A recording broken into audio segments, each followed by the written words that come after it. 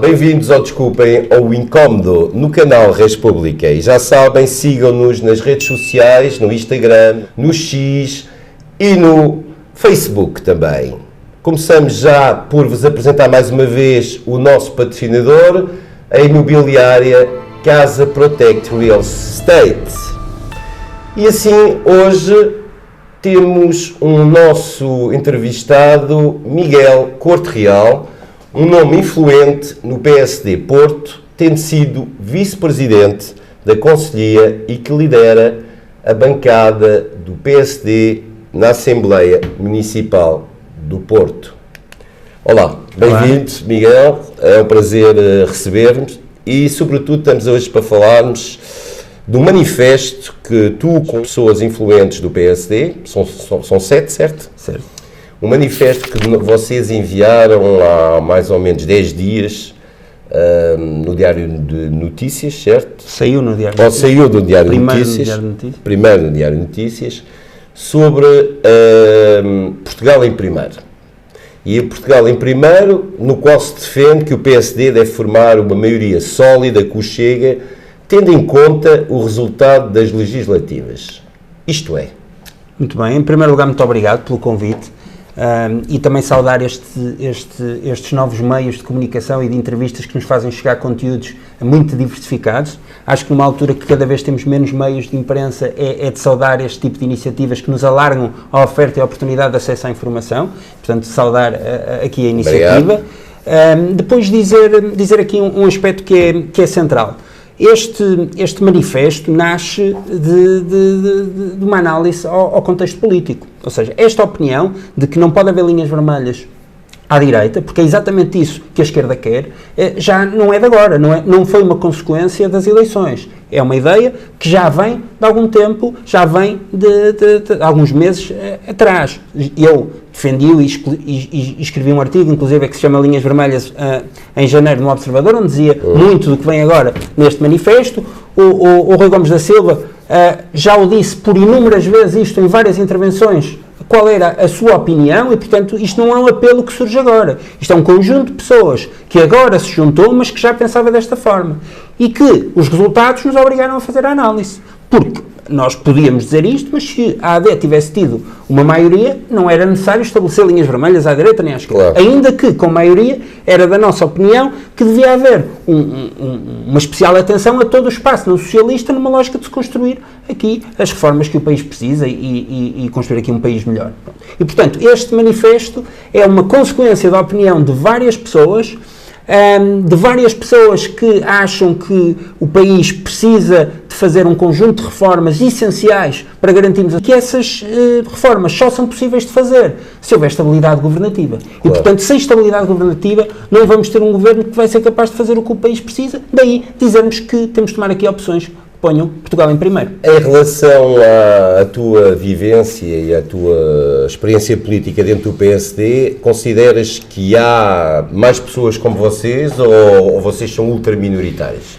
Vamos lá ver, eu acho que... Num aspecto geral. É fácil responder a isso, porque, em primeiro lugar, dizer que este manifesto foi muitas vezes referido que eram 7 militantes, mas não eram 7 militantes. Essa é a questão dos 7 militantes. Exatamente. Porquê? E o objetivo não foi este, o objetivo foi 7 pessoas que conversam com alguma regularidade e que disseram, olha, isto faz sentido subscrever isto, ou seja, não foi nossa ideia, nem nossa iniciativa, procurar alargar isto a um conjunto alargado de pessoas do PSD, dirigentes partidários. Neste chat não há um dirigente partidário. E não há um dirigente partidário que possa dizer que tenha sido desafiado a assinar este manifesto. Não há um. Só há uma pessoa que não assinou este manifesto, mas que não é dirigente partidário e que é uma pessoa que tem uma vivência muito, até mais fora do partido. De resto, não há uma pessoa no PSD que possa ter dito que foi contactada para assinar este manifesto, que foi convidada e que não assinou. Porque o objetivo aqui era nós reunirmos pessoas que pensam de forma igual, mas que têm vivências diferentes. Nós temos aqui pessoas de Lisboa, do Porto, pessoas portugueses que são imigrantes, que vivem na Suíça. Portanto, temos aqui gente que vai dos 35 aos 75, temos aqui desde médicos, gestores, advogados, temos aqui um conjunto alargado de pessoas. Que não acreditam nas cercas, não é? Chamadas cercas. São pessoas que percebem que é preciso haver aqui alguma questão prática e de uma forma objetiva. Se o nosso primeiro objetivo é fazer as reformas que o país necessita, então temos que criar um quadro de estabilidade. E essa é a prioridade. Miguel, fala-se muito em reformas, estruturais, não é? Eu próprio vivi vários anos no estrangeiro e é verdade que há aqui certas coisas que eu tenho dificuldade a perceber, 50 anos depois do 25 de Abril. Quais são, para ti, as 2 ou 3 reformas que este governo, que seja minoritário ou com uma maioria que o Chega, teria de atacar? Sim. Não colocando a coisa só na questão do governo, o que é que Portugal precisa? Portugal, sim, Portugal mais amplo, mas o que é que Portugal precisa? Neste momento precisa. Nós temos que tomar aqui um conjunto de opções. Ou seja, do ponto de vista económico, o país tem vindo ao longo dos anos a ter uma evolução, ou seja, há muitos indicadores mas os indicadores têm a característica de poderem ser vistos da forma que se entende, mas com sustento orçamental, estamos a ter um crescimento, mas mais do que isto nós temos que perceber de uma forma objetiva que o nosso problema tem que estar dos dois lados, da receita, mas também tem que estar do lado da despesa. E, portanto, se nós temos um orçamento que muitas vezes é deficitário porque temos excesso de despesa, o primeiro objetivo e a primeira medida tem que ser conseguir fazer uma verdadeira reforma que faça reduzir a despesa do Estado. E isto terá que ser feito, naturalmente, olhando para o que é... Cortar nas gorduras do Estado. Sim, mas antes disso, acho que antes dessas gorduras, porque às vezes quando estamos muito a tentar cortar gordura, às vezes vamos um bocado ao músculo e portanto há esse risco, mas há aqui gorduras quase mórbidas, não é? Ou seja, do ponto de vista da função pública, do número de funcionários que o Estado tem, era fundamental olhar para isto e dizer assim, temos que olhar para outro tipo de custos e até custos indiretos do Estado, onde muitas vezes existe aqui o que é mais chamado de corrupção, ou seja, quando há contratações, despesas que são feitas nas autarquias, etc., era preciso criar aqui um sistema mais eficiente e transparente que pudesse também ele funcionar como uma cerca, agora sim, uma cerca a esse tipo de aquelas comissões, as fundações... Exatamente, o país tem hoje mais despesa do que pode ter. Por exemplo, o que dizer que aquela tal comissão para as jornadas da juventude, soubemos há 48 horas que os senhores recebem 35 mil euros por mês e vão estar ainda a trabalhar, dizem eles pelo menos, até ao fim do ano. Quer dizer, as jornadas da juventude foram feitas no ano passado. Claro. Achas que é esse tipo de coisas que está mal neste país? Eu não acho, tenho a certeza. É multiplicado pela experiência que tu tens política? Acho que sim, acho que eu e toda a gente. E, portanto, nós, enquanto não percebermos que se, como qualquer família, e, portanto, não precisamos de ser economistas, não precisa ser nada para pensar nisto. Numa família, se a despesa for maior do que as receitas, a família vai ter que fazer cortes. E, se calhar, no fim do mês vai ter mais dificuldade em ter acesso aos bens essenciais, como comida, etc, etc. E, portanto, qual é que é a forma que existe? É aumentar a receita ou reduzir a despesa. Mas idealmente, fazer-se as duas. Conseguir-se aumentar a receita e reduzir a despesa. Mas por onde se tem que começar? É na redução da despesa. E nós não temos, e temos que deixar de achar que somos um país rico e nos comportarmos como um país rico, que tem capacidade de ter luxos como este, ter aqui comissões, que ganham muito dinheiro e que gastam muito dinheiro do contribuinte, porque não há nada mal quanto as pessoas ganharem muito dinheiro. Há um problema se for o dinheiro dos contribuintes e, portanto, para mim o problema não está nas questões que muitas vezes falam, que são demagogia, dizer se os políticos ganham bem, ganham mal. Não, eu acho que poderiam até ganhar melhor. Como em qualquer profissão, acho que também aqui o mercado de alguma forma devia encontrar alguma regulação. Agora, onde que não se pode haver é despesismo. E dou-vos um exemplo, a Câmara Municipal do Porto e a Câmara Municipal de Lisboa são as duas câmaras equiparadas como as maiores. A Câmara Municipal de Lisboa é naturalmente maior, tem um orçamento 3 vezes maior do que a do Porto, mas de qualquer forma é totalmente desproporcional o que se passa. Vou-vos dar um exemplo. O Presidente da Câmara do Porto, que é um independente, tem um chefe de gabinete, 2 adjuntos e acho que 1 ou 2 secretárias. Aqui, um grupo municipal do PS na Assembleia Municipal de Lisboa, portanto, um conjunto de deputados municipais que se reúnem periodicamente, mas sei lá, 1 ou 2 vezes por semana, pensando que no Porto nós reunimos de 15 em 15 dias, mas admitindo que aqui reúnem 1 ou 2 vezes por semana, só esse grupo municipal tem mais assessores do que o Presidente da Câmara do Porto. Só um vereador da oposição em Lisboa tem mais assessores do que a Câmara do Porto. Em Lisboa, soube-se que, por exemplo, o Grupo do Livre, em assessores, tinha para aí uma despesa de 300 e tal mil euros, mais com moedas que é o Presidente da Câmara, que é completamente alucinante. E, portanto, também há aqui uma questão moral, que é, nós não podemos dizer aos portugueses que temos que cortar. Não podemos fazer uma mensagem aos reformados que já vivem com tão pouco, dizer que temos que cortar. Não podemos pedir sacrifícios, não podemos mesmo pedir sacrifícios e depois termos um Estado que nada faz mais do que desbaratar dinheiro e sem vergonha, porque é aos olhos de toda a gente, e esbanjam e atiram dinheiro para a rua aos olhos de toda a gente. E, portanto, isto é muito grave. Isto é muito grave. Mas os socialistas, Miguel, os socialistas,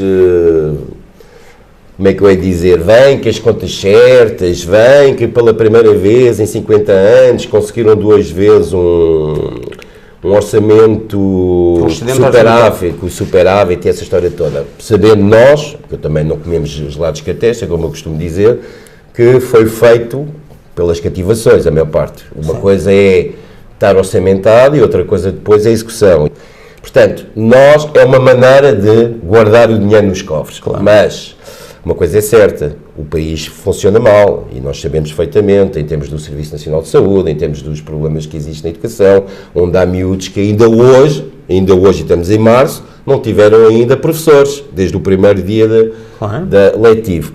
Portanto, aquela ideia de dizer, está bem, vamos fazer economias, porque não, eu sou daqueles que pensam também, nesse aspecto, sou muito liberal, em termos económicos, mas como é que nós vamos articular, percebes a ideia, entre essas economias e finalmente dar os serviços básicos às pessoas, em termos de Estado? Mas é exatamente por isso que nós temos que fazer um corte na despesa, para poder melhorar a condição e a qualidade de vida das pessoas. Com menos fazer mais. Exatamente, porque reparem uma coisa, há vários tipos de despesa, não é? Há a despesa que tem que existir, que é aquela despesa corrente do Estado, que há muita dificuldade em alterar, mas depois há a despesa, que nós podemos achar que é uma má despesa, mas que é feita por más opções, onde, portanto, se calhar não era preciso fazer isto ou aquilo, portanto, independentemente do tema, mas depois há despesas que não são necessárias, portanto não é uma questão de opinião, não são necessárias, não é necessário haver tantos assessores no município, não é necessário haver uma comissão mas isso é os temas do Chega. Exato. O Chega quer eu acho que não é diminuir os deputados, ainda agora fez um apelo ao Montenegro para reduzir os secretários de Estado e os ministros e tudo isso. Isto quer dizer, o que eu quero dizer é que finalmente há pontes entre um programa que poderia ser feito pelo PSD e um programa que é feito pelo Chega. Sim, eu acho que isso não é um tema do Chega, nem é um tema do PSD, acho que isso é um tema dos portugueses. Qualquer português, independentemente de se interessar muito cor partidária, do que for, não vai estar de acordo com isto. Ou estamos a falar do número de deputados, do número de ministros, não é por aí que existe o nosso problema de excesso orçamental, mas é uma forma de moral, de dar o exemplo. E isto tem que acontecer por aqui abaixo. Tem que acontecer de uma forma séria por aqui abaixo. E nós temos que olhar e perceber o que é que nós podemos fazer. E temos que perceber que o dinheiro dos contribuintes, tem que ser usado de uma forma muito séria. Isto é essencial. Agora, depois, só o que poderíamos fazer, poderemos numa outra conversa falar, acho que há muito a fazer a este nível. Sobre isto, sobre o excedente orçamental, vamos lá ver. É melhor um orçamento, que no fim do ano, transmitir que tem um excedente orçamental. Pronto, isto é um indicador económico positivo. E isto é a prova de que um bom número, ou que os números dizem, muitas vezes não é o que a realidade as contas certas. Sim, vamos lá ver, é melhor ter contas certas e que as contas estejam certas. Mas é que parece essas contas. Pronto. E, portanto, o dinheiro dos... Vamos pôr isto no cenário, vamos imaginar que até éramos um país rico, vamos imaginar que até éramos um país sem dívida, e que tínhamos excedente orçamental. Eu não via a vantagem disso. Se poderíamos melhorar a saúde, se poderíamos melhorar a educação, se poderíamos melhorar um conjunto de serviços, para que é que temos excedente orçamental? O dinheiro dos impostos tem que estar investido na qualidade de vida das pessoas. Aliás, era como dizia um professor, sabes que eu estou também agora a tirar um curso universitário, ele dizia-me em economia política, ele dizia exatamente isso. Se há um excesso, se há um superávit, faz também partir do princípio que o Estado está a trabalhar mal, quer dizer, que não consegue inserir na economia, como estás a dizer muito bem, os impostos, porque o Estado, quem é o Estado? O Estado somos nós todos, certo? Claro. E o dinheiro vem de algum lado. Exatamente. E o dinheiro vem de onde?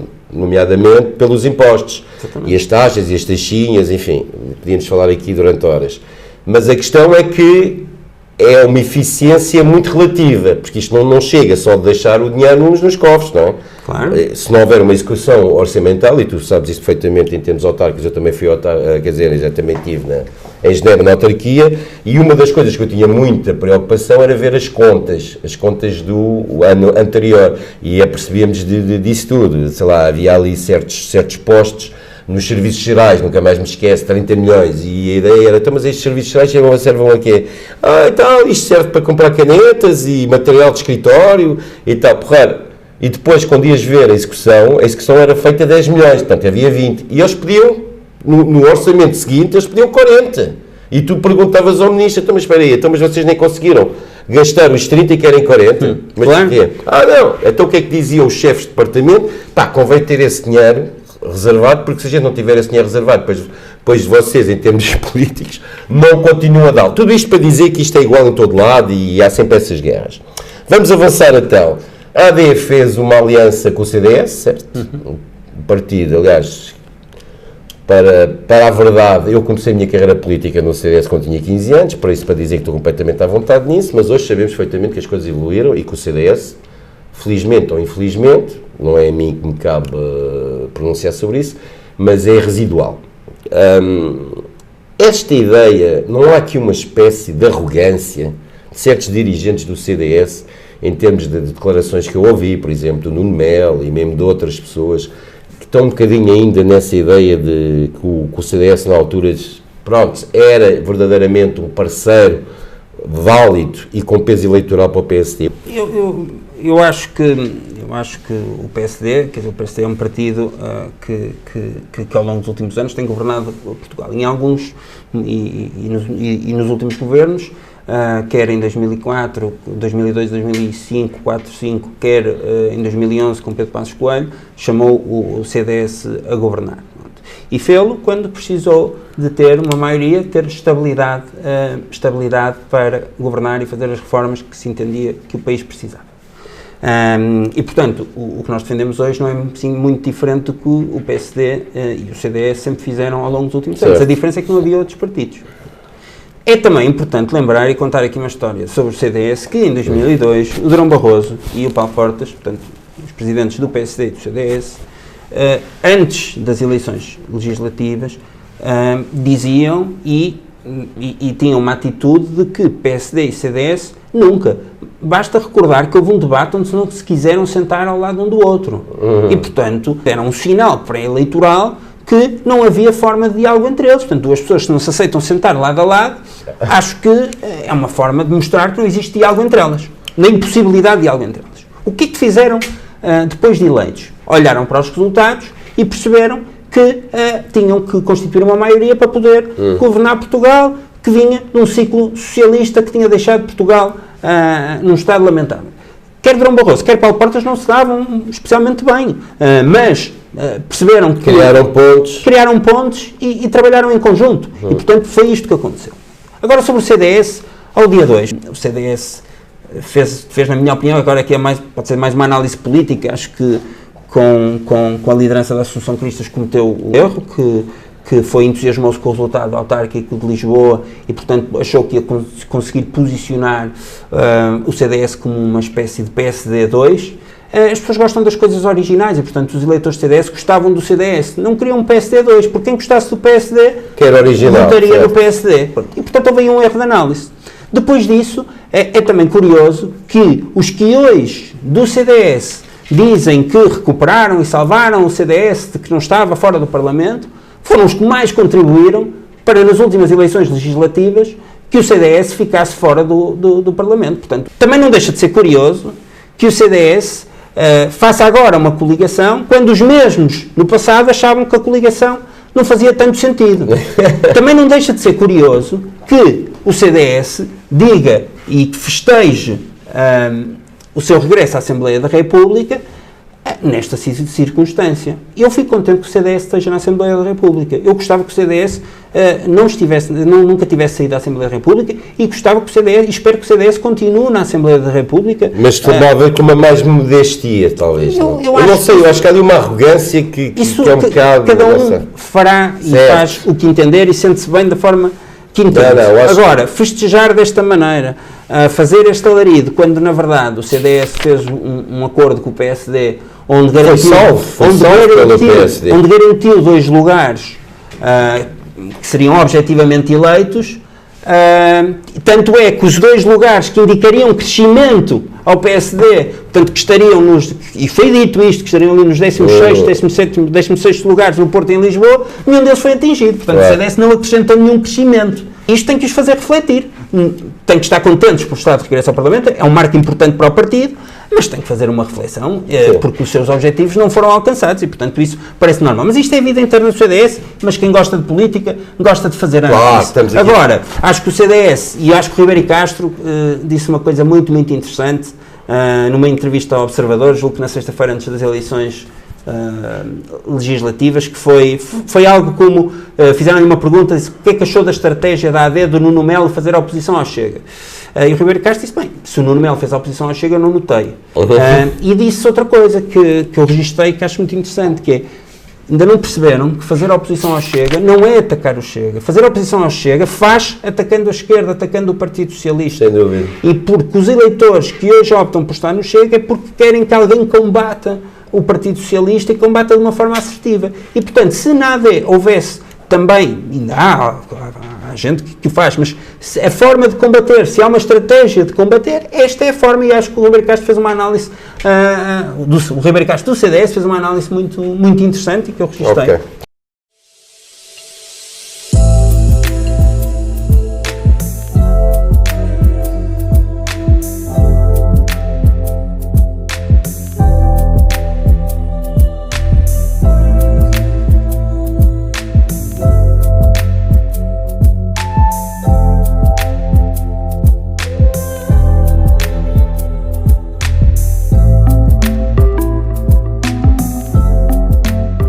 Estamos a falar de cenários, estamos a falar hoje mesmo, estamos a quarta-feira, dia 27 da manhã, estamos na parte da manhã, mas que se está a discutir a eleição da presidência da Assembleia da República, com tudo aquilo que existe há 24 horas, que não sei forçosamente como é que os portugueses olham para isto tudo, mas não penso que seja a melhor maneira, mas não tento defender alguém ou não defender o Chega especialmente, é verdade que houve acordos ou entendimentos que depois não foram realizados, enfim, acho que um dia destes depois vamos tentar perceber o que é que aconteceu. Como é que achas que isto como é que vamos ter que evoluir? Vai ter que haver forçosamente uma aliança entre o PSD e uma aliança que eu diria obrigatória para sair do impasse com o Chega, portanto, entre o PSD e o Chega, ou achas que o PSD tem que arranjar uma aliança qualquer com o PS de uma maneira ou de outra, porque isto não há 3.000 soluções, não é? Isto ou passa de um lado ou passa do outro. Aliás, eu tenho que referir que na terça-feira, dia 26, portanto ontem à noite, o candidato do PS tinha mais votos que o candidato do PSD, não é? Quer dizer, isto mostra bem que há uma maioria de esquerda que, se não houver este entendimento, a meu ver, é perigosíssimo mesmo para o futuro do país e para o futuro do governo. Como é que estás a ver esta situação hoje? Certo. Eu, em relação a esta situação da eleição do Presidente e da mesa da Assembleia da República, acho que ontem foi um dia que os portugueses que estão em casa, muitos não gostaram do comportamento de todos os partidos. E isto tem a ver, não estamos a falar das opções de cada um, estamos a falar do comportamento generalizado. Acho que não gostaram de ver tanta confusão, não gostaram de ver os deputados nos corredores todos, pareciam os corredores de uma escola primária, e portanto não gostaram objetivamente. E portanto acho que tem que haver, sobretudo num dia onde o país devia festejar a eleição de uma nova Assembleia da República, haver aqui um cuidado de todas as forças políticas de garantir que a sessão possa ter uma componente mais forte. Agora, dito isto, não podemos deixar que esta expectativa, os portugueses terem algo sereno, em alguns aspectos até digno, e isso parece-me essencial, mas que se sobreponha ao que são aqui os interesses do país e, neste caso, até de cada um dos partidos que representam eleitores. Quem coloca linhas vermelhas aos partidos são os eleitores. Nós podemos colocar linhas vermelhas a políticas. E ninguém é proprietário dos eleitores, ninguém certo? é proprietário dos eleitores. Se amanhã os eleitores decidirem que a CDU, o Bloco de Esquerda, tem que sair do Parlamento, estão-lhe a colocar uma linha vermelha. Quando reduzem o número de deputados de um desses partidos estão-lhe a colocar uma linha vermelha. Porque dizem, queremos continuos no Parlamento, mas com menos preponderância. Portanto, o eleitor, ou os eleitores, é que colocam linhas vermelhas. Portanto, as linhas vermelhas têm que vir de todos para um. Isso é uma crítica que tu fazes em relação ao que o PSD fez e o Montenegro fez, certo? A essas tais linhas vermelhas. Não acho que seja aqui. Não e não. O que é que nós entendemos com não e não? Mas mais do que isso, ou seja, antes de entrarmos na questão partidária, certo, que envolve a tática dos partidos, há aqui um problema. É que as linhas vermelhas, antes de serem impostas pelo partido, e atenção, os partidos podem tomar as suas opções, estão legitimados para tomar as suas opções. Eu tenho uma visão, outras pessoas têm outra visão, e, portanto, quem está legitimado para as tomar é que as tem que tomar. Agora, há um problema, é que há uma sociedade, uma parte da sociedade, que quer ser ela a impor as linhas vermelhas, quer ser ela a dizer quem é que pode e não pode estar no Parlamento, quer ser ela a dizer quem é que pode ter voz e não ter voz. A esquerda. Estamos de acordo. Isso, mas também alguma da direita. Sim, a direita fofinha, que nós chamamos, eu chamo-lhe isso a direita fofinha, aquela que a esquerda gosta, porque há uma esquerda que gosta de uma certa direita. Certo, mas eu acho que isto muitas vezes nem é tão político, isto tem a ver também aqui com um conjunto o país foi construído após uma revolução e depois foi-se acomodando num bloco central, que é um bloco central onde existe um desejo de estabilidade desse bloco central, mas também culturalmente, e aqui culpa da direita que deixou muito o setor cultural, mas culturalmente foi-se instalando esta ideia, tudo é permitido à esquerda e pouco é permitido à direita. Digo que eu tenho uma visão muito de grandes blocos na política, de esquerda e direita, não acredito que exista um centro, portanto coloco as coisas assim.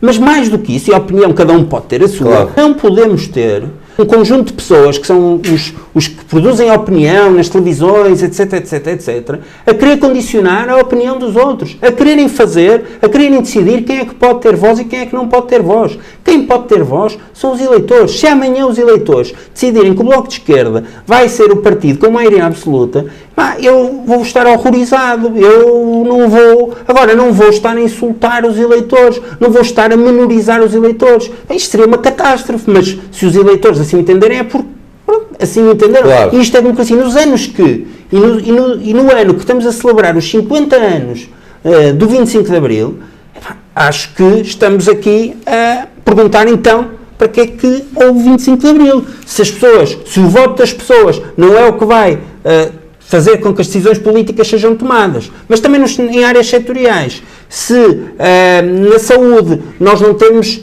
acesso e, portanto, há aqui privilegiados uns e outros que podem ter acessos diferentes. Na educação, há essa diferenciação e há crianças que não têm acesso à educação e é preciso, se calhar, muitas vezes, ter outras fontes de rendimento para ter acesso à educação. Se tudo isto não está mal, na política, em áreas essenciais para a vida das pessoas, acho que isto nos tem que fazer aqui uma grande reflexão sobre que país é que estamos a construir. E daí ser fundamental fazer um conjunto grande de reformas para mudar o país, mas também mudar a mentalidade. E com essas reformas só podem ser feitas, neste momento, pelo menos, com dois partidos, que é o PSD e com o Chega, certo? Não há outra solução. E a pergunta que eu te faço um bocado à queima-roupa é: se o Montenegro, temos de ser claros, não conseguir, de uma maneira ou de outra, fazer avançar um projeto de governo, achas que ele deve demitir-se e, por exemplo, dar o lugar ao Passos Coelho? Certos rumores. Eu não posso. Eu não posso dizer. Eu não fujo a perguntas. Mas eu não posso dizer que não acho que se deve. Se não houver uma solução, de uma maneira ou de outra, as coisas estão bloqueadas. Eu já lá vou a esse ponto. E sem rodeios. Mas nós não podemos dizer que temos que respeitar o voto das pessoas, que é o essencial, é o que estabelece linhas vermelhas, e depois queremos nós dizer o que tem que ser a configuração. Não. Existe um quadro parlamentar. Existem vários modelos de configuração para criar uma maioria. E, portanto, cabe a quem vai liderar o governo, que neste caso é o PSD, criar um modelo de governação. Pode optar por governar em minoria, mas isto vai ter que ser uma governação sempre muito com uma grande capacidade de negociação, à sua esquerda, à sua direita, gerirem equilíbrios. Acho que isto vai dificultar muito tomarem-se reformas estruturais.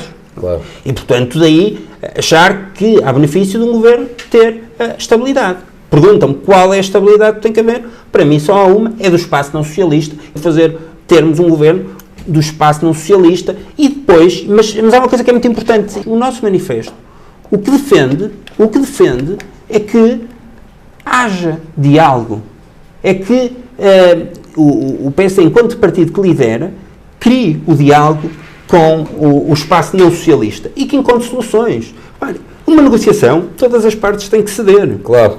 E, portanto, não estou aqui a defender, se o Chega tem que ter 3 ministros, 0 ministros, 10 ministros, o Sem Iniciativa Liberal também tem que ter 10 ministros, 1 ministro ou 0 ministros, ou o CDS, 10 ou 1 ou 3 ou 4. Não é isso que estamos a falar. Tem que ser construído. Tem que haver pontes. Tem que haver pontes e tem que se fazer essas pontes sem cerimónias. O país precisa de pontes para fazer as reformas e, portanto, é isto que nós defendemos. Portanto, ainda nem entramos nessa fase. Porque se nós não cumprirmos isto, esta primeira parte, não há aqui obstáculos. Vamos então falar de uma forma aberta, como é que podemos passar para o outro lado. Ainda agora, então, cumprindo a promessa de não deixar de ir à resposta. Muito simples. Os portugueses, o Luís Montenegro foi claro nas eleições e disse, se eu for o mais votado, serei Primeiro-Ministro. Se não for, não serei Primeiro-Ministro. E foi o mais votado. E, portanto, os portugueses, o que disseram foi, nós queremos que o Luís Montenegro seja Primeiro-Ministro. Então foi claro. E disse, se eu for o mais votado... Mesmo que seja por pouco sim. Não interessa. Mas foi. Ele disse, se eu for o mais votado, e a democracia é assim, por um certo, sem dúvida. Se eu for o mais votado, vou ser Primeiro-Ministro. E os portugueses disseram, o senhor é o mais votado, portanto, para mim é claro que o Luís Montenegro tem que ser Primeiro-Ministro. Para mim também é claro que o Luís Montenegro tem condições para ser Primeiro-Ministro. A todos os níveis. Mas concretamente não conseguir. Há um bloqueio ou porque, não sei, o facto é que ele é minoritário. Certo. Se não houver uma aliança mesmo pontual, ou ponto por ponto, não é? Para fazer passar não importa, as suas reformas, estamos bloqueados, certo? Eu tenho que fazer. É possível. Não será, não sei, a ideia é, não há gente à volta que diga assim, calma, o não e não, certo, mas agora há uma realidade, os factos são como eles são, 50 deputados no Chega, 79 na Aliança, só se consegue avançar desta maneira, ou então com o apoio do Partido Socialista, mesmo que a esquerda também não dá, tinha que ser mesmo só com o Partido Socialista. A questão é, concretamente, e agora estamos a falar sem papas na língua, se ele não conseguir avançar com o projeto, independentemente de ter chegado em primeiro, em termos do número de votos, e aí ninguém está a meter em causa a credibilidade que ele tem. Há aqui 2 cenários. Pode governar com um governo minoritário. Para mim, o problema de governar com um governo minoritário é só é que não tem capacidade de fazer as reformas que o país precisa. Claro. Se é possível governar com um governo minoritário, é. Agora, isso diminui a probabilidade de se conseguir fazer as reformas que o país precisa. E este é o meu ponto. Agora, se Luís Montenegro, em algum momento, sentir que não tem condições de continuar essa governação, tem que haver eleições. Ponto. E acabou. Exatamente. Muito simples. E repare, e mesmo este Presidente da República foi o que nos disse na última vez. Ele disse, este governo não é liderado pelo António Costa, ou eu marco eleições. Sim. Portanto, aqui foi muito simples. O escolhido para ser Primeiro-Ministro foi Luís Montenegro. Portanto, se não for Luís Montenegro o Primeiro-Ministro, temos que devolver a bola aos portugueses e marcar eleições. Agradeço-te a tua franqueza. E agora vamos falar do teu futuro, não é? Rui Moreira, presidente atual da Câmara, está em terceiro mandato, não poderá ser candidato. Tens aspirações a ser candidato a presidente da Câmara, por exemplo? Acho que é a primeira vez que fazem essa pergunta. Mas eu acho que é aquela pergunta que também é que se fazer, não é? Sendo és líder de bancada do PSD na Assembleia Municipal do Porto, certo? Tiveste uma influência, e tens uma influência preponderante dentro da conselhia do PSD do Porto, portanto penso que não é... Pelo menos é reconhecido para as pessoas que eu estive a preparar esta entrevista, que falei com meia dúzia de amigos do Porto, és reconhecido por alguém com competência, e a ideia é, qual é o futuro? Tens ou não uma ideia, nem que seja afastada ou mais próxima, ou vês no teu futuro, por exemplo, essa opção de candidato à presidência da Câmara? Primeiro agradecer aqui as palavras. Em 2013 foi eleito Rui Moreira, que vai terminar agora os seus 12 anos de mandato, ou de mandatos. E quem decidiu foram os portugueses. Rui Moreira foi candidato independente. Certo. Havia uma candidatura do PS, havia uma candidatura do PSD. E Rui Moreira foi candidato independente. Isto para dizer que quem decide são as portantes eleições, os partidos naturalmente têm muita importância, têm uma importância histórica, são uma peça-chave na democracia, mas no fim do dia quem decide são os portugueses. Respondendo diretamente à pergunta sobre a questão da Câmara Municipal, não pensei no assunto, não é um tema que esteja na minha agenda. Resposta de um político. Não, é verdade, é verdade. Não sei, talvez. Não, sinceramente, agora estamos a falar em termos vamos pessoais, sabes que nós somos um canal mais intimista. Mas- Em termos pessoais, pensaste alguma vez na tua vida, por exemplo, olha, até era um cargo que eu acharia que tinha alguma coisa para fazer, isto não quer dizer forçosamente que seja uma mordomia, mas que seja um projeto que tenhas no teu íntimo, pessoalmente. Eu estou-te a levar um bocadinho para as cordas, mas eu gosto de que as pessoas, uma altura, porquê? Porque eu considero que um político tem que ter ambição. Esta ideia do político dizer, e eu ando há muitos anos nisto também, há 30 e tal anos, me dizer, eu não quero nada, eu não quero, desculpe lá, se não quer nada, então não sei, olha, faça aí uma assembleia dos condóminos ou vá para uma associação cultural. Quer dizer, a política tem objetivos, e os objetivos é chegar ao poder, que seja o poder autárquico, que seja o poder nacional, ou que seja o poder, não importa, mas para poder ter uma alavanca, não é? Para fazer qualquer coisa. A ideia que eu quero, que eu queria que respondesses diretamente é, já pensaste alguma vez, em relação à tua carreira política, e àquilo que tu sabes do Porto e dos problemas que há no Porto e como há em todo lado, e que terias talvez uma visão, é esta a ideia que eu quero, terias uma visão para o Porto, no caso, vamos fazer isto assim, no caso de, por uma razão qualquer, fosses candidato, tinhas uma visão para o Porto diferente, ou pelo menos diferente daquilo que existe com o Rui Moreira ou com outros presidentes da Câmara? Eu tenho uma visão para o Porto, certo. assim como outras pessoas também a têm. Mas pessoalmente, respondendo diretamente, obviamente que há algumas coisas, há coisas que eu gosto especialmente na minha vida, acho que a minha família, a minha cidade, e entre várias coisas gosto da política e gosto de fazer acontecer. E, portanto, alguém que reúna estas características estaria a mentir se nunca se dissesse que não era algo que eu iria preencher profissionalmente de ser Presidente da Câmara de Porto ou ter responsabilidades no município de Porto. Portanto, alguém que diga isso está a mentir. Ponto. Mas eu tenho uma visão sobre a política muito objetiva. Eu gosto de fazer as coisas muitas vezes de uma maneira diferente do que muitas outras pessoas fazem. Gosto de poder estar na política de uma forma livre, de dizer o que quero. Muitas vezes dizem que me posso prejudicar a dizer as coisas de uma forma ou de outra, mas eu no fim do dia acho que se estivesse a mentir, se estivesse a dizer o que eu não acho, estava-me a prejudicar a mim, e isso eu não estou disponível. E vindo à questão... Não. Mas vou contar aqui uma coisa que acho que é importante, que é, eu tenho 38 anos e eu gosto muito da atividade política que faço, mas, para que entendam, a atividade política de alguém que esteja na Assembleia Municipal do Porto é uma atividade que é desenvolvida num part-time, obviamente que vai buscar bastantes horas da nossa vida pessoal, mas é desenvolvida num part-time, portanto é totalmente conciliável com a tua vida profissional e com de muitas outras pessoas que lá estão naquela Assembleia.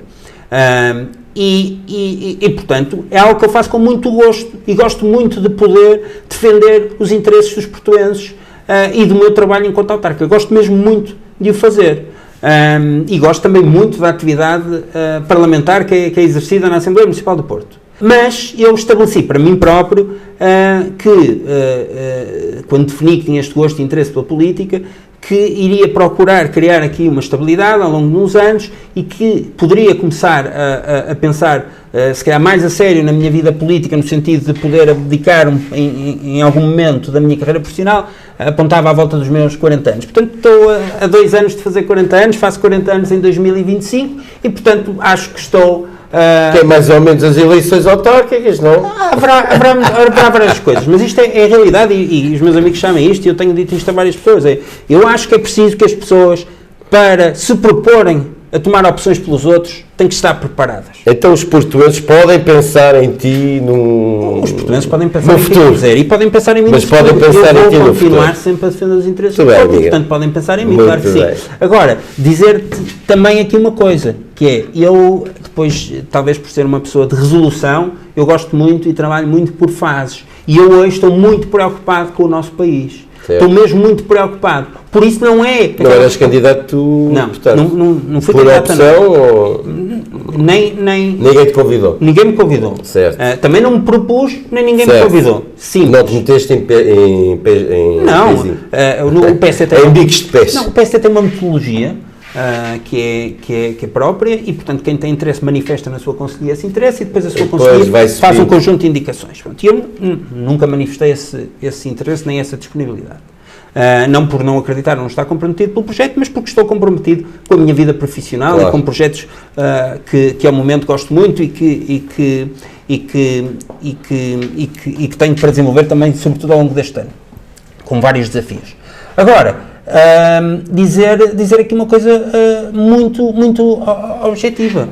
Nós temos que ver isto por fases e nós hoje estamos a viver tempos muito desafiantes. As decisões que nós tomarmos hoje terão muito impacto no nosso futuro. Portanto, eu estou muito centrado neste problema dos portugueses, que depois também é naturalmente um problema dos portugueses. Portanto, eu tenho que resolver problema a problema. E acho que neste momento temos um grande problema para resolver. Acho que as autárquicas serão um bom problema em 2025 e, portanto, isto não é uma resposta de fuga, é uma resposta... Está bem, mas o Rui Moreira, indo embora, como é que tu estás a ver as forças em presença?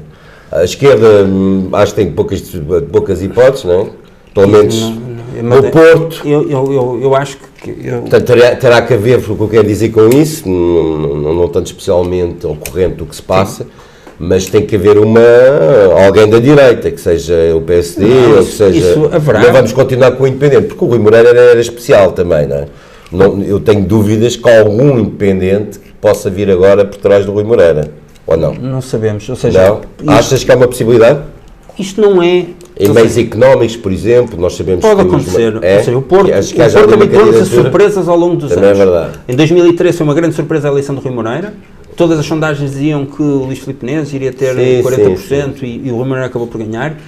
No anterior ciclo, que foi em 2001, também foi uma enorme surpresa para o país o Rui Rio ganhar ao Fernando Gomes. Portanto, o Porto, nas mudanças de ciclo, tem-nos habituado a enormes... Podemos esperar... Mas mais do que isso, na altura, quer em 2013, quer em 2001, nós estávamos em quadros políticos muito mais estáveis do que estamos hoje. Portanto, vamos lá ver. Entre hoje e as eleições autárquicas vai-se passar tanta coisa. O país tem tantos desafios que acho que não se pode mesmo... É prematuro. Não se pode mesmo estar a pensar nas eleições autárquicas, porque temos muitos desafios muito importantes para os portugueses. É importante ver que nós, até às próximas autárquicas, podemos ter ainda umas europeias e umas legislativas. E, portanto, podemos ter 2 ou 3 governos, podemos ter tanta agitação política e, portanto, acho que é mesmo prematuro. Agora, o que não é prematuro é estarmos preocupados com o presente. Porque isto é que tem impacto a sério na vida das pessoas. Portanto, a melhor maneira de eu estar a defender os interesses dos portuenses é que os portuenses, enquanto portugueses, precisam de estabilidade e precisam de um governo com capacidade de fazer reformas. Ok, Miguel. Bom, vamos... o tempo vai andando. Há pouco tempo, nas suas redes sociais, tu mandaste uma bomba, pelo menos em termos de ser um autarca do PSD no Porto, em relação a... Fizeste mesmo um apelo para que os motoristas de TVDE, os chamados Ubers e outras companhias muçulmanas, tenham que seguir cursos, nomeadamente, eu cito, integração social e cultural. Que entendes por isso e porquê é que achaste que neste momento seja um problema? Não. Problema no sentido imigração mal formada, descontrolada. Qual é a tua ideia? A minha ideia é... Porque isso criou Sim, mas isto hoje em dia, tudo que...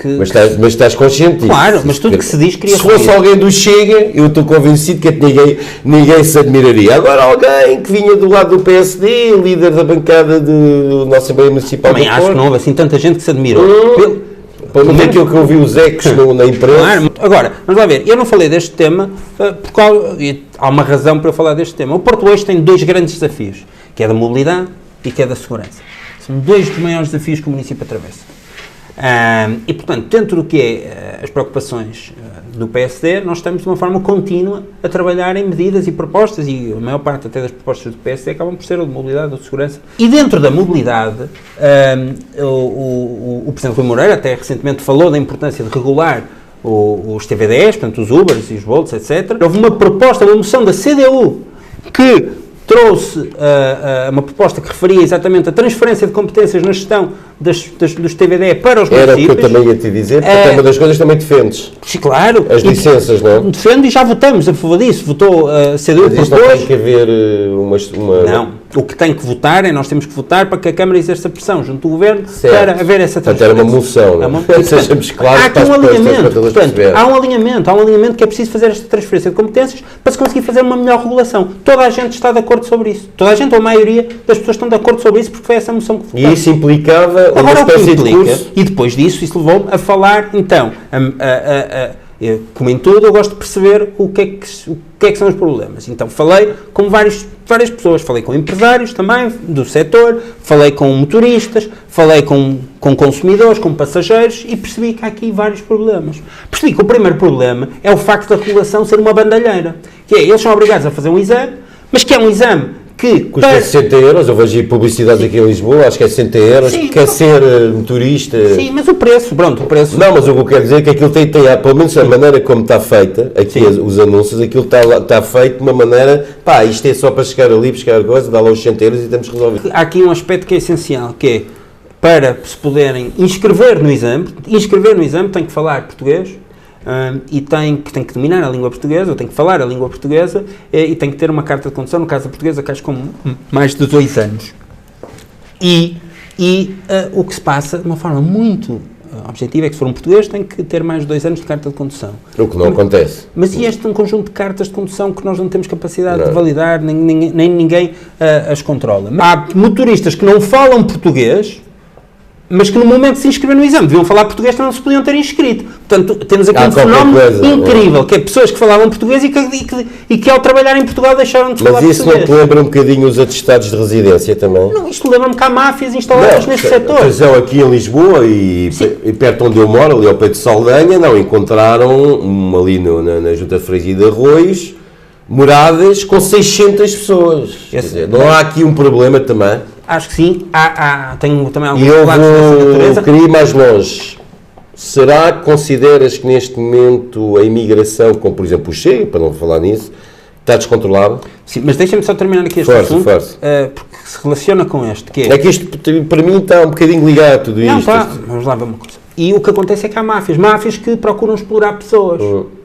Máfias que procuram explorar pessoas. E que, portanto, a pessoa passa nos exames, e depois os exames são de 50 horas, os cursos são de 50 horas em português, porque alguém que não faz a português está ali 50 horas, supostamente, a ouvir um curso em português, e no fim faz um exame em português que de uma forma mágica passa, sem falar uma palavra ou saber escrever uma língua. Tem uma fraude. Manifeste. Tem que haver. Tem que haver. Ou há fraude. E, portanto, nós temos que olhar para os problemas como eles são. E depois, o que é que nos faz nós termos uma regulação onde há fraude? É que depois o serviço tem muitos problemas de qualidade, onde baixa a qualidade do serviço, mas também, e mais grave, problemas de segurança. O que acontece e que me foi relatado é que existem vários problemas relatados de perda de qualidade, da qualidade do serviço e até do respeito, etc., mas isso é algo que tem vindo a acontecer e que é um problema, mas também recebi diversos relatos de mulheres, senhoras, etc., que têm medo de andar de Uber, de Bolt ou de plataformas TVD, que têm medo. E têm esse medo porque já foram vítimas, algumas delas, de abordagens pouco próprias. E, portanto, porquê é que isto acontece? E, portanto, este tipo de formação que eu defendo passa por haver formação do ponto de vista cultural, passa por haver formação, em primeiro lugar, do ponto de vista linguístico, e, portanto, vamos dar curso a quem queira trabalhar para, antes de fazer um exame, poderem aprender a língua para depois estarem qualificados para fazer o exame. Isto é inclusão. Isto não... Eu sei que podem querer chamar a isto racismo, podem querer chamar a isto xenofobia, claro. Mas se me tiverem que chamar racista ou xenófobo para que uma rapariga não tenha que viver isto, para que os condutores do Uber que vivem em condições indignas possam ter uma vida digna, se houver um de cada um para isso ter uma vida melhor, se me tiverem que chamar racista e xenófobo, podem me chamar à vontade. Muito bem. Percebemos. Vamos acabar só com uma temática que é as eleições para a Europa, as eleições europeias em junho. A teu ver, qual é a força ou o partido que tem mais hipóteses de ganhar essas eleições? Eu sou uma pessoa muito numérica e de estatística, e, portanto, a força e o partido... Considerando já que é uma eleição particular, não é? Não, é uma eleição particular. Com muito abstencionismo. Mas como nós tivemos uma eleição há 2 semanas, o partido que tem mais hipóteses de ganhar é a AD, porque foi o que teve mais votos há pouco tempo. Mas a política não se faz disso, não se faz de hipóteses, porque nos últimos tempos temos aprendido isso. O que é hoje é verdade, amanhã acaba por ser totalmente diferente e temos dado aqui voltas de 180 graus, às vezes um dia para o outro. E, portanto, muita coisa se vai passar até às eleições europeias. Portanto, quem achar hoje que consegue fazer um prognóstico acertado sobre o que vai acontecer nas europeias, ou é um vidente e tem uma bola de cristal e que já viu os telejornais no dia 10 de junho, ou então, pronto, está numa ilusão de que sabe o que vai acontecer. Agora, há uma coisa que vai acontecer, vai continuar a haver uma transformação. E porquê? Mais uma vez é a estatística, se isto tem vindo a esta transformação, que desde 2019 passamos a ter no Parlamento mais 3 novos partidos. Não, 4 com o PAN, o LIVRE, a Iniciativa Liberal e o Chega. 4 novos, com expressões diferentes, totalmente diferentes, mas são 4 novos partidos. O que baralha um bocado o jogo. Não é baralha, eu acho que traz mais representatividade, traz mais pluralidade. Eu fico fascinado. As pessoas há muitos partidos. Não, há poucos, deve haver mais. Depois podíamos ir à lei eleitoral, mas até podia haver mais. Mais partidos não é nenhum problema. Mais partidos significa que há mais pessoas envolvidas na vida política, há mais atividades. E obriga a consensos, não é? E obriga a consensos, que eu acho que a política é a arte dos possíveis, mas é a arte de conciliar opiniões e que a opinião da média, ou da média maioritária, seja a opinião que vinga e que executa as medidas que precisa. Miguel, foi um grande prazer falar contigo, perceber um bocadinho o que se passa no Porto, porque isto, a nós, aquela ideia de Lisboa, não, no Porto é dinâmico. Eu estive há pouco tempo lá, já não ia lá há uns tempos, aquilo está extraordinário. Sim. Bravo a todos, não sei quem, mas há ali uma dinâmica extraordinária, porque, aliás, ali na Foz e aquela história, muito giro. Gostei muito ali de certos projetos que foram feitos, a recuperação em termos culturais, arquitetónicos. Eu lembro do Porto há uns anos, que aquilo era terrível em certas áreas. Aquilo está muito bom e acho que o Porto vai contar com Miguel Corte Real para o futuro. Foi mais um incómodo. Espero que tenhamos incomodado o necessário. Não se esqueça de nos seguir nas redes, de ir ver o nosso parceiro, porque é que o nosso parceiro também, que o nosso canal Res Publica avança, e damos encontro muito brevemente no canal Res Publica já na próxima semana. Fiquem bem.